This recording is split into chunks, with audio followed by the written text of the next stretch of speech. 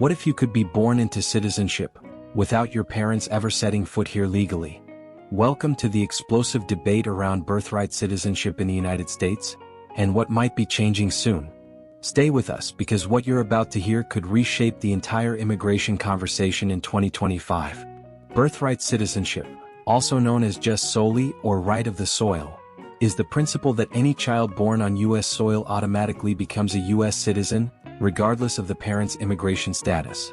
This policy comes straight from the 14th Amendment of the U.S. Constitution, ratified in 1868. But why was it created in the first place? Originally, it was meant to guarantee citizenship to formerly enslaved people after the Civil War. That's right, the law wasn't about immigration at all. Fast forward to today, and it's now one of the most hotly debated aspects of U.S. immigration policy.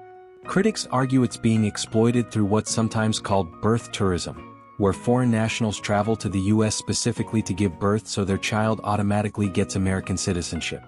They say this loophole opens the door to chain migration and puts a strain on American resources, especially healthcare and social services. On the other side of the aisle, defenders of the policy say birthright citizenship is fundamental to the American identity, the land of opportunity welcoming all. It prevents statelessness and ensures that children born in the U.S. are not punished for their parents' decisions. So who's right? And why is this issue heating up in 2025 like never before?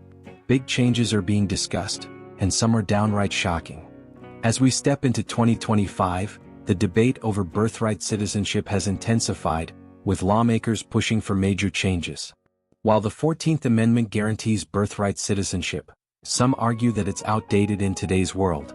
Several politicians are now calling for reforms, hoping to tackle what they view as exploitation of the policy. One of the most talked about proposals is to end birthright citizenship through an executive order, or even a constitutional amendment. The idea is to make it so that children born in the U.S. would only automatically gain citizenship if at least one parent is a legal resident or citizen. This, critics argue, would stop the alleged abuse of birth tourism and reduce the pressure on public services. There are also proposals to require that parents pay a fee or prove they can financially support their child before birthright citizenship applies. Supporters claim this could ensure that only those who genuinely contribute to American society are able to claim citizenship for their children. But here's where it gets really interesting. Many experts argue that implementing these reforms would be difficult, to say the least. Repealing or altering the 14th Amendment isn't just a political challenge.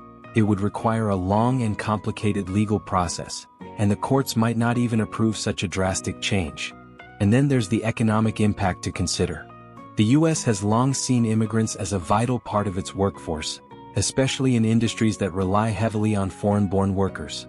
Would limiting birthright citizenship actually harm the U.S. economy in the long run? Some economists argue that it could, especially in areas that depend on immigration to fuel their growth.